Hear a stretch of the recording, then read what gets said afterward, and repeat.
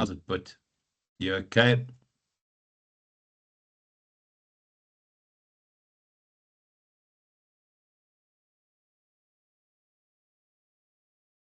Right. So hopefully I can see all of you properly now, and we'll go back to the chat. No, but I'm unfair. Yeah, yeah, boy, companies want their pound of flesh now. It's become ridiculous the hours that people are expected to work. Companies want their pound of flesh. That's it. There's no negotiation part of what happens in business now. The hours that people expect you to work, and in particular with WhatsApp and Connects that happen the way they do now. People are often working in hours when they don't. Right, guys, let's have a glance at this. I did share some articles with you. I did have a wonderful article to share, but yeah, I subscribed to News 24, but it wouldn't allow me to copy the article, which is quite frustrating. So we've got to do something about getting the IIE to actually subscribe to News 24 and those kinds of sites. So let's have a look at the kind of corporate strategies that companies have to deal with on a daily basis. So when we think of corporate strategies, you'll remember we refer to those as grand strategies, and some people wrote really well on it in their assignments. I haven't finished marking, so please just give me a bit of a break on that. But when we think of corporate strategies, these are the strategies that will take you to your long-term objectives. So remember, we go vision, mission, statement, and then we normally have some sort of value statement, and then we have our long-term objectives. Those long-term objectives we divide normally into your balanced scorecard stuff, and these objectives, these long-term objectives, become the endpoints for your corporate strategies. So if we look at some of these, obviously the trade deal and now Trump saying that he's softening the numbers and the percentages. I think he's having to back down because I thought he would bully the world into submission. And let's be honest, I I think he realized very quickly the world is not that reliant on America anymore, and that China has become a proper economic superpower. Right. So, in terms of the kinds of things, the moment you see these kinds of draws and these kinds of uncertainties, now often the markets will not enjoy this, but individual companies have to constantly consider how they position themselves and what strategies they implement. So, for example, if you are an importer to America, you would have to adjust your strategies in terms of the kinds of products or the kinds of markets you serve, because immediately you are going to pay import duties from a variety of countries. And what I think Trump doesn't understand is that very often those import duties, no, all the time, the import duties are paid by American companies. Um, it's not China that pays the import duties. Guys, so yeah, different options in terms of that. We can see here, yeah, developments in terms of projects in Ethiopia. So often when we think of those kinds of things, we would talk about sort of market development and the idea of moving into different areas. Amazon, yeah, this is an interesting one. Amazon's decided, despite the fact that Jeff Bezos was invited to the inauguration, that they will show how the tariffs have impacted the price of the items they deliver. Any comments on that? Is that hostile or is that realistic? Is it brave?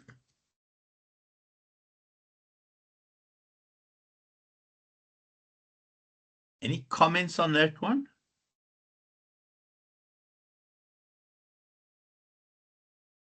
That what you do is, because Amazon has to pay the tariffs on the idea, sorry, no idea, sorry, Vijesh, no.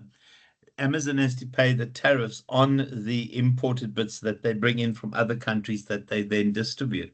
They said that they plan to show the cost of the additional tariffs so that customers can understand why they pay more. I quite like that, guys. I think it's risky, but to call it hostile, I mean, surely, you caused this problem. I love the idea, Kigs. Absolutely love the idea because they have to realize who caused this problem. Yeah, this is the idea of copper reserves, etc. And yeah, so they're looking at where to find and having to go. It is transparency, and we all about transparency in the world. I like the idea of that. To also just say the article that I did want to share with you today that News 24 wouldn't allow me to share is that there's been more deposits of oil found along the Namibian coast. So all of a sudden, companies are going to Namibia to extract oil. It absolutely destroys the environment, but it really is an indication of what is available for Namibia and growing the economy. Uh, Um, no, they won't allow me unless you subscribe to it. You can't see it. If you subscribe to it, I can load it. Yeah, exactly. Do yourselves a favor, guys. The best place to read the best articles is to go on to your DSTV, go into News 24. There you can see full articles. So they'll allow you to read it on DSTV, but they will not allow you to access it via the News 24 site. So there are a couple of things. What is interesting is to keep an eye on these kinds of investors and plans and options that companies have just decided to follow because of changes in the environment. So if we then look at the objectives here, yeah, you can see there what is corporate strategy, and then also, what is, oh my gosh, I've not updated the slide, guys. That should be corporate level strategy. You know, when your lecturer is incompetent and it comes through in class, what he does is this magic thing, and you'll edit out the mistake. I'll just edit out the mistake. Then we'll all think, oh my gosh, this is so good. Yeah, so as you can see, the slides were perfect from the start. Oh my word, this is what happens when you drink while you do your slides. I'm so sorry, guys. You need to report me immediately. So let's look at theme one. So corporate strategy has no problem, Dominique. I know your life is very different as well, boy. So when we look at corporate strategy, it is the stuff that will take us to our long-term objectives. Now, whenever I get a chance, I think, oh my gosh, here comes the opportunity for me just to display my art. But you'll remember, yeah, we missed you, boy. Okay, you go your vision and your mission statement. I'm writing with my mouse, so please apologies. And then you'll have a value statement. But we know that once you've done your SWOT, you will then create your long-term objectives. We know that these long-term objectives relate to finance. Oh my word, this is messy. Relate to finance, relate to customer, relate to internal business processes. Oh my goodness, this is a mess. And relate to learning and growth. So you'll remember that those are the balanced scorecards. But the things that take you there will always be your grand strategies, your market development, your product development, etc. So these are significant in terms of the overall direction of the organization. They take us to your strategic goals. The kinds of questions we ask at this point is what and how many businesses, but it's also if you are, for example, a Massmart, Walmart, and I think it might be the other way around because Walmart is the majority shareholder. But if you're a Walmart, Massmart, you have to somehow coordinate the activities and create synergy between macro. Now, I know game has now become mini macros. I don't think many games still exist. I think they've all been rebranded, but I'm not sure about that. And also, you've got Builders Express and those kinds of places. So you have to try and get synergy between those. If you look at a company like Tata, I hope I have not done this. Have I shared this with you before, guys? I'm worried I did. But if you look at Tata Holdings, try and imagine that you trying to create synergy between all of that stuff there. So it is a real challenge.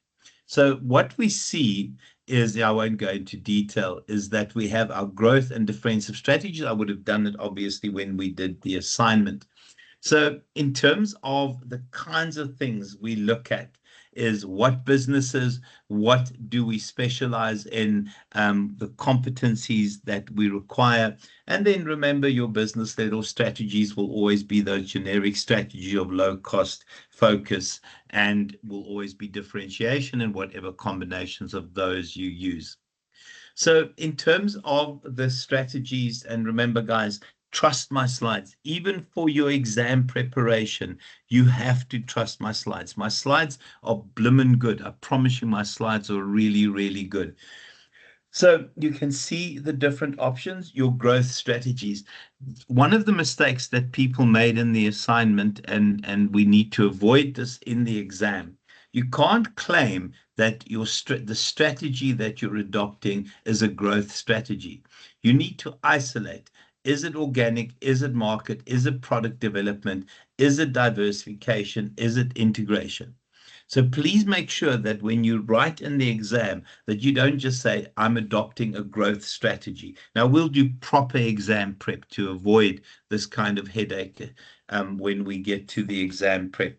So please be very clear in your head that you either choose those. You can say that the growth strategy that I will adopt is market development. Then that's perfect, but it's not a growth strategy thing. Okay, we'll talk to each of those, guys. This is a wonderful layout in terms of how those interrelate.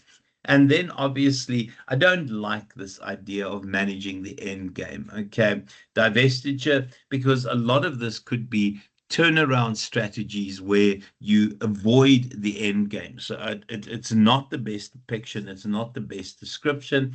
This is the end game. Okay, so when all things have failed, sell the business, you liquidate, and remember that's a planned process, or you declare bankruptcy. So if we look at the growth strategies, and again, guys, the umbrella term is growth strategies. The umbrella term is growth strategies. So when we look at the first one, concentrated growth or market penetration, and we see it often in terms of cell phones. And I know that almost every person globally has a cell phone, but there are still pockets of customers that have not adopted smartphones, that have not taken on smartphones. Now, this is where your focus is on your existing market, and in that market there might be unsaturated bits within that market. So part of this, there is a lot of advertising, there's a lot of focus, and you use your existing products. So often when there is an unsaturated market, this is where this is ideal. Now, obviously, you can also do this kind of concentrated market penetration thing when you are trying to take customers away from your competitors. So we see in terms of cell phones in Africa that this is still adopted. I think the kinds of things we see now is also broadband and connectivity in terms of broadband. Not everyone has, for example, fiber at home, although I hate the fiber that I have, although I pay a lot for it. I think there's still people that haven't adopted this kind of more permanent solution in terms of having home connectivity. So there'll be a lot of advertising in terms of that. So organic growth strategies, consolidation is a hold and maintain strategy. It is making sure, and it's often when we're in the kind of time that we are now, where we have this nonsense happening, this absolute rubbish that we see from Trump. So it is very much a hold and maintain strategy. So whenever you have the kind of volatility that we have now, you don't want to overextend yourself. You don't want to push your resources too much, and you don't want to expose yourself to risk. So this is very much making sure that we just keep what we have. And you can see maintaining your market share, but also being very strategic in withdrawing products that aren't selling as much as they should be or have become less popular in your product lineup. Give me examples of products that have disappeared, and some of you might miss these products in the more recent times. Products that you remember as a kid, remember that have been withdrawn, that you would love to see back. Can I just say, mine is chocolate log. Now, all of you might be too young to know. Peach, oh, Vivian, a very nice, very cool example. And it's obviously it wasn't as popular as it used to be. My wife loved that one. Nesquik. Oh my gosh, the pink Nesquik. It's yeah, I don't like the chocolate Nesquik. You can still get the pink, you can still get the chocolate Nesquik every so often at Macro, but I want the pink Nesquik. I cannot. I mean, I'm as old as the mountains, and I would give anything to just have a glass of pink Nesquik. Others that have been withdrawn. Now, obviously, in terms of that, I don't know, I would imagine it's Tiger Brands thought or Nestle thought that this isn't viable anymore. Other bits that have been withdrawn, the strawberry flavor, spot on, Vijeshna, the strawberry flavor, the pink one. I don't call it strawberry, it's the pink one because refuse to grow up when it comes to Nesquik. Others that you miss. Who remembers the chocolate log, guys? Or was that way before your time? You remember the chocolate log? Cool. I love chocolate log, but obviously wasn't good enough and it disappeared. Very cool, Keegan. Her chocolate log, miss it. Anushka is just too young. Anushka is still 17. She's a genius and she's rushed through school and rushed through third year. Anushka, do you remember the chocolate log? I don't eat chocolate, sir. You don't eat chocolate. Why? I prefer being healthy. I prefer cucumber. Oh my. You know, when you sit in class and you think some student has just irritated me so much that I will do everything to not make her pass?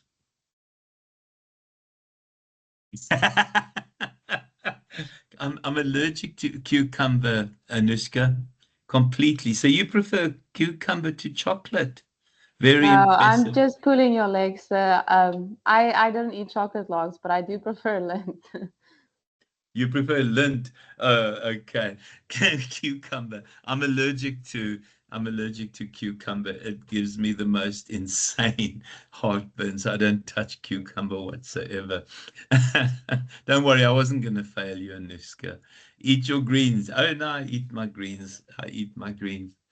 Okay. Guys, other bits that you can remember that's disappeared. Yeah, now I'm allergic to it. I get violently ill from it. But for me, if you think of vehicles that have disappeared, who misses vehicles that are no longer available? Vehicles that have disappeared because they were not viable. Yeah, the Beetle, absolutely, Vajeshna. Oh, the City Golf. Oh my gosh, the City Golf. Yeah, City Golf 100%. Others that you miss. Who remembers the Hummer?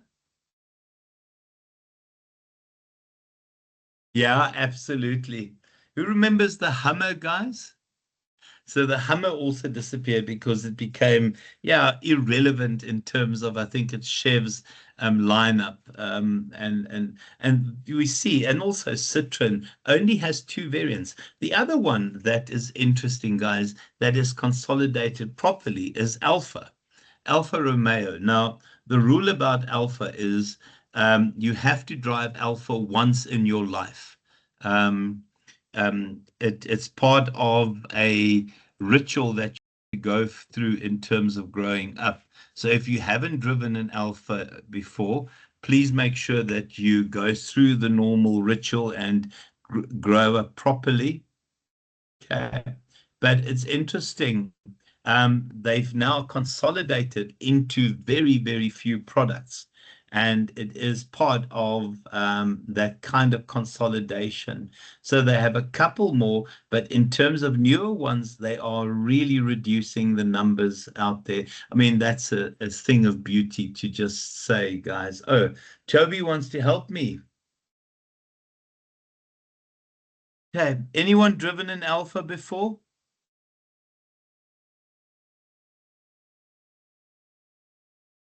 It's a rite of passage, guys. No alphas. Oh gosh. Okay, guys, and then also I think yeah.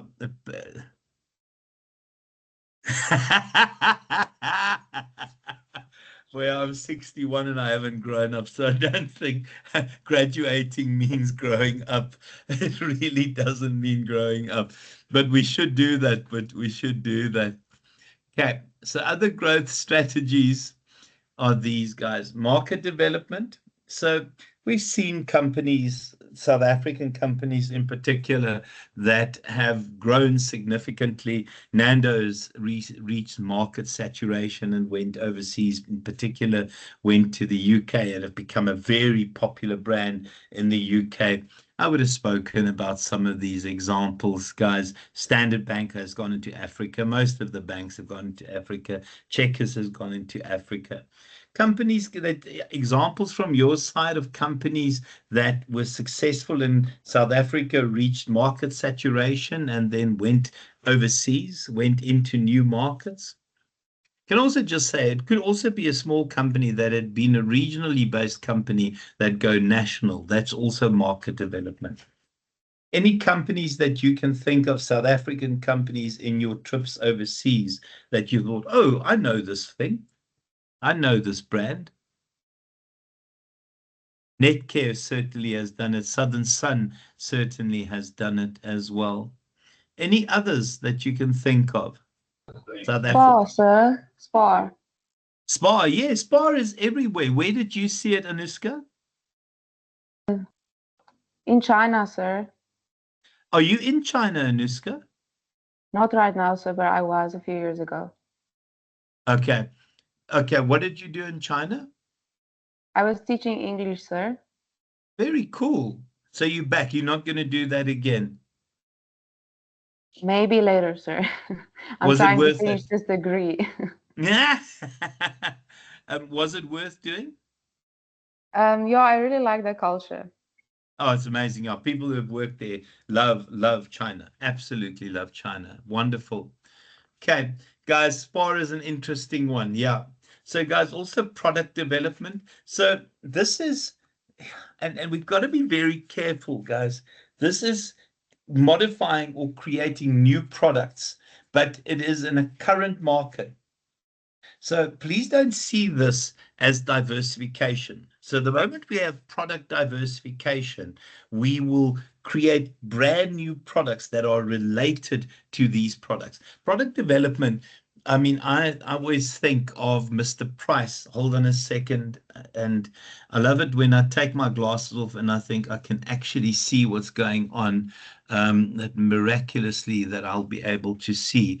Mr. Price. Um,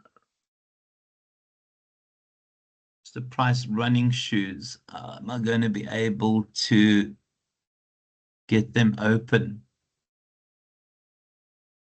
Sorry, here they are. But I love how they've expanded their brand in terms of running shoes. And I mean, at some point, several comrades in a row were won by people using Mr. Price's running shoes. So whenever you go into a Mr. Price Sport, you will see that they've added additional shoes in terms of market development. So now they have significant numbers. And for several years in a row, the winner of Comrades ran in Mr. Price shoes. Anyone ever try any of these? Because I need new running shoes. Mine are a little bit, yeah, at the moment. But they've expanded their brand, I mean, significantly. Anyone ever try Mr. Price running shoes?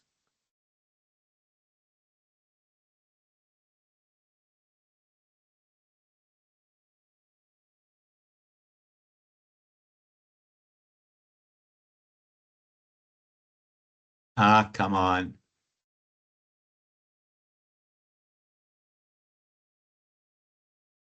Gym gear, very good. I love that. Oh, not a runner. Yeah, neither am I.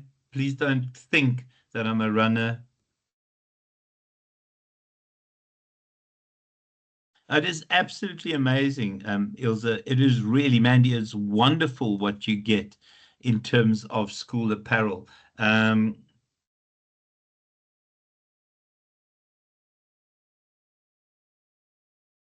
yeah, and they launched new. Yeah, and it's here, and it's fantastic because the price of their shoes compared, and I look at some of my runner friends, what people pay for shoes. These are 1,000 rand, maybe 1,200 rand. I mean, I see people paying up to 5,000 rand for shoes. So Mr. Price has been very clever at doing that. Okay, so product development as well. Guys, also just say, in terms of product development, it's also when your car needs a facelift. So normally when a car has been in the market for about 3 or 4 years, you'll get new bling. You know, they'll give the headlights a different look, but the structure remains the same, but they gooi a bit of bling at it to give it new life, to expand the lifetime of that product. Guys, and then relate to diversification. Yeah, so Mr. Price, what did Mr. Price start off as?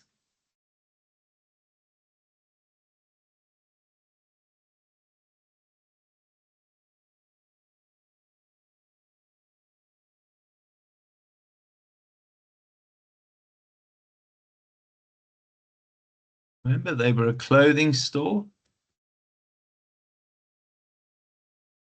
Let's see if I can get enough information to show you. Oh, goodness me. Remember, so they started off as a clothing retailer? Yeah, absolutely. And out of that, now we've got a range of extra ones. Mr. Price. So that's the clothing one. Mr. Price Home, Mr. Price Sport, Mr. Price Money. I don't know what that is. Studio 88. Isn't there a Mr. Price Baby as well? Why do I think a Mr. Price Baby was launched? Oh gosh, me ladies, yeah, no, that's Power Fashion. So Mr. Price Baby, yeah, was launched as well. Why is this not here? I'm not seeing it here.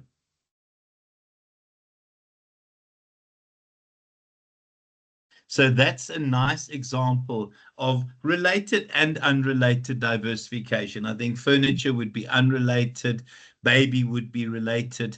Obviously, Mr. Price Baby, yeah, there it is. Okay, anyone pregnant, planning to fall pregnant, or have got young kids?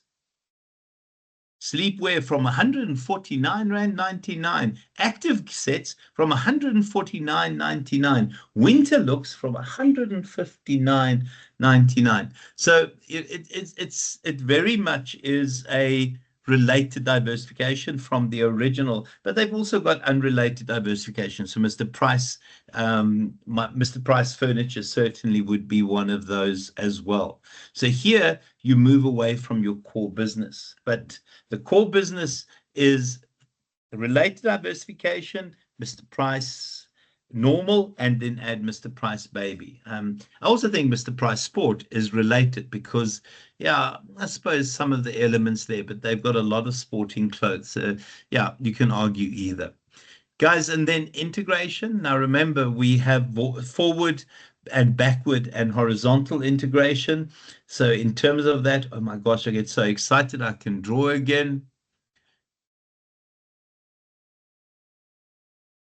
So if this is the organization, when you take over your suppliers, that is obviously backward integration. If you take over your intermediaries, that is forward integration. And if you take over other organizations, it is horizontal integration.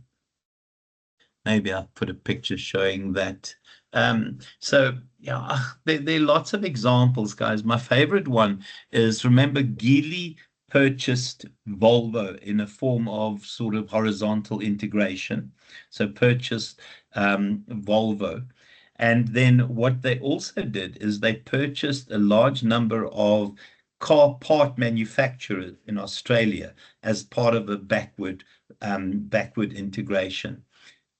So yeah, integration.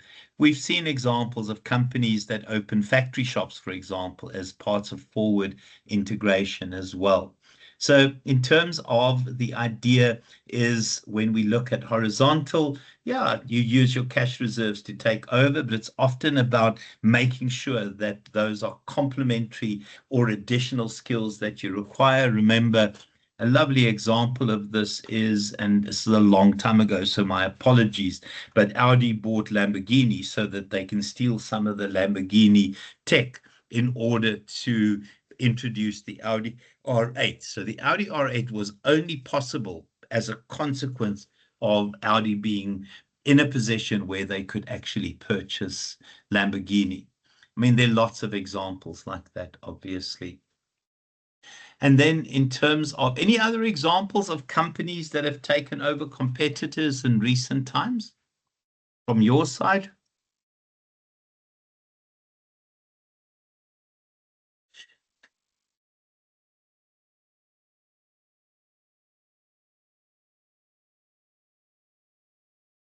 You guys can't think of any companies that have taken over competitors?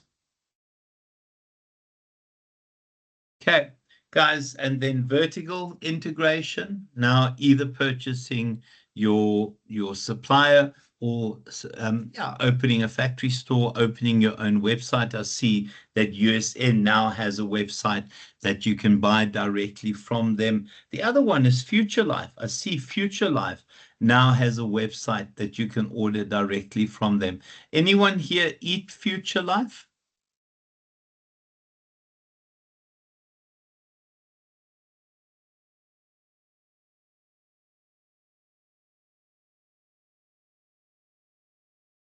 So what they've done is they've got their own online shop now that you can purchase directly from them. Yeah, I drink Future Life. I don't eat it. I don't eat porridge, but I certainly drink it as a meal. So it's interesting how you can now order directly from them. You don't have to go into shops, etc. It's quite clever as a forward vertical integration option. Okay, and it looks a bit like this. No, this is obviously nowhere near. Yeah, absolutely, Vajesh. And we see Future Life tots now as well for kiddies, etc. I mean, they also vary. I mean, there's some Future Life repair food is astonishing. If you've been injured, Future Life repair food is really, really good. I want to see if they still have it. Yeah, oh, there it is. My apologies. So Future Life repair is very, very good. Yeah, I'm really good at injuring myself, guys. Oh yeah, no, Claude's, that's fantastic. This food repair is blimmin' impressive. Okay. Yeah, it is expensive. Oh, that's not bad. That's not okay. It's a 7-day pack. So it is, you are going to pay quite a lot for it. But this is blimmin' nice, guys. That's a 30-day value pack. Well worth it. I mean, I have this astonishing ability to injure myself because I really haven't grown up, and I honestly think I'm still 12. Well, mind you, my mind is 12 years old. The body, unfortunately, is 50 years older. Right. And then just in terms of, yeah, the kind of cooperative strategies. So this is a strange one, and I've stuck Toyota and Subaru together. Yeah, baby, very smart. 12-year-old, way ahead of my class. Um, oh, that was a good compliment. Guys, in terms of me using that particular picture, yeah, the rear wheel drive. Now and some of you might be a little bit young to remember, but when the Toyota 86 launched, a rear wheel drive sports car, and that is an anomaly because everything is front wheel drive normally in that price range. It launched for less than 300,000 Rand. It launched for less than 300,000 Rand. It was cheaper than my fancy Passat that I was driving at that point in time. It is a rear-wheel drive car, and the only way they could do it is a joint venture between Subaru, who had the BRZ, and you can see the two cars are duplicates. Only the branding is different. And so Subaru provided the Boxster engine, and Toyota provided the build, the design, the efficiencies. I did, Vijesh, a really nice one as well. Yeah, plus I absolutely loved my Passat, but then I sold it for a Tiguan, and then I sold it for a Ford. Yeah, I drove Volkswagen for 30 years, but I loved my Passat, absolutely loved my Passat. And yes, I could have for the same price.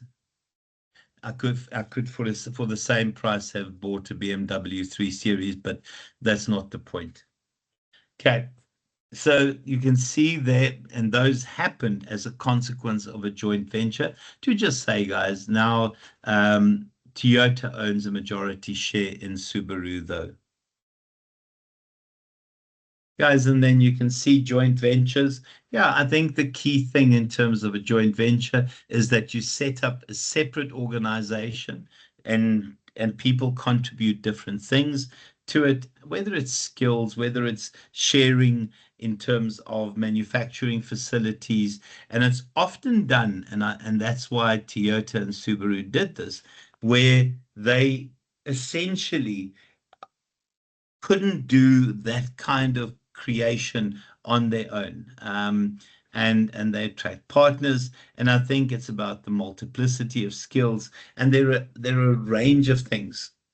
Now, this creates a brand new organization. And how it's different to a strategic alliance is that a strategic alliance remains separate. So, at some point, as part of a strategic alliance, Nissan in Rosslyn in Pretoria, I think it is, was manufacturing Renault. Oh my word. What are the, oh gosh, with that manufacturing Renaults as part of a strategic alliance. I can't remember which Renaults they were. My apologies. Guys, and then defensive strategies. Yeah, these defensive strategies also would fit your idea of hold and maintain. So often you have become irrelevant in terms of the market, inefficient, you're really not performing at a level that you should be performing. And so what often happens is that you have to do something. And a turnaround strategy is often in a short-term focus. It is about getting rid of lines that are inefficient. It's about automating certain parts, but it really is an internal rescue plan. And it's often about giving the company a little bit of a boost. So, yeah, you might get rid of products that are inefficient. You might actually also introduce automation. Often you will bring in new blood to run the turnaround strategy. You can see there removing non-essential items, yeah, automating, and then also sometimes postponing projects. Again, you don't want to overextend yourself. You don't want to expose yourself to risk. Also renegotiating debt, trying to get debt, the the payment of the debt extended, and then also instead of just your typical buying, you start leasing because you are trying to rescue, because it might not work. The turnaround might actually not work. And you can see what else we do there from a retrenchment strategy perspective. We can get rid of non-core assets, and it's selling off land, it's selling equipment, it's selling buildings that don't make sense in terms of your own core competencies. We know that Pick and Pay has sold significant numbers of stores to Checkers, etc., and Checkers have consolidated in terms of certain areas. We also know, guys, in terms of this one here, that Audi, BMW, and Volvo are all closing down a significant number of dealerships. And yeah, it's quite sad, but the reason isn't very difficult to find. Um,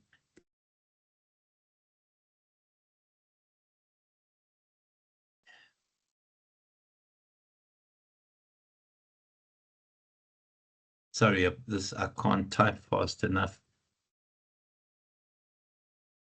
I know dealerships is one word. My apologies. Yeah, this is an interesting one. I don't know. Business tech generally opens, they don't have, and it's a part of a turnaround strategy. Any comments on that? Anyone drive BMW, Audi, or Volvo?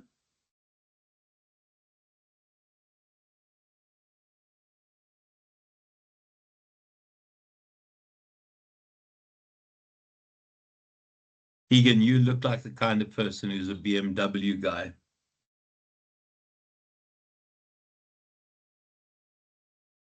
Oh, Vajesh, Audi. Okay, which Audi is it, Vajeshna?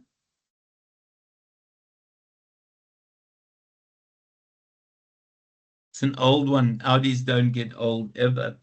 But, we can see the impact of the Chinese guys. Oh, that's still new. For Audi, that's still brand new. We can see the impact of the Chinese. Hey, that's young for an Audi, let's be honest. But yeah, the Chinese have had a massive, massive impact in terms of what happens in South Africa. It is a real, real concern. I mean, just look at this, and this is Cherry, 19 new energy efficient vehicles. Guys, yeah, the Chinese are taking over. Anyone drive a Chinese brand as an aside? Who could see themselves one day drive a Chinese brand?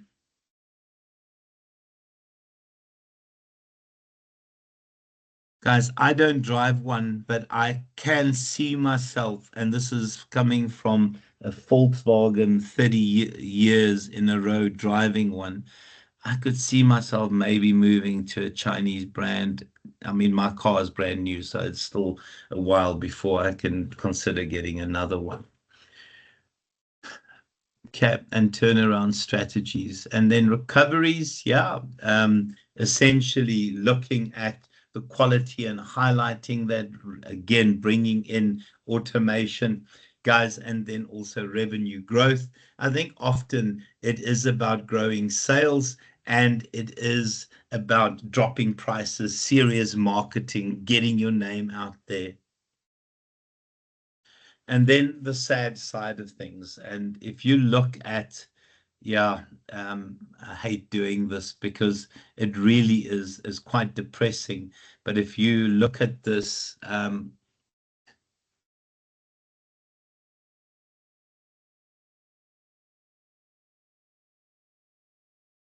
bankruptcies by year.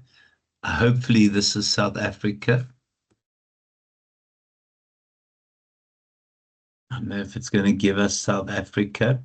Yeah. Yeah. On average, 221.75. The big one was going to be 2000, and you could imagine also 2020, which is a strange one, a record low there. But yeah, here are the data sets that you can look at, guys. Every year, this is what happens. And it's interesting how October is the really bad news month in terms of companies closing down. Okay. Yeah. So divestiture is selling off a plant, getting rid of those areas that don't make sense in terms of your core business. And then, you can see the internal divestiture. Yeah, so closing down a plant due to rationalization. So BMW, Audi, getting rid of those dealerships, selling off part of the business.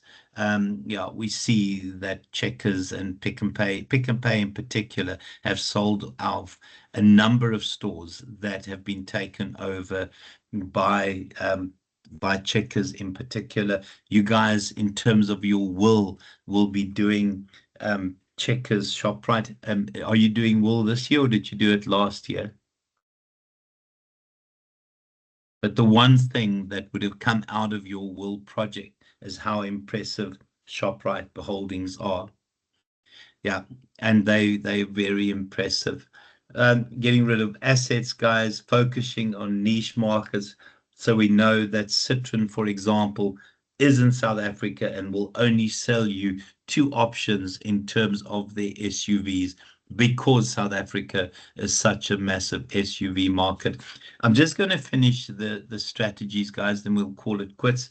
And then, exit, liquidation, sell the business as a whole, and then bankruptcy. And this is business failure, and it's done through legal requirements.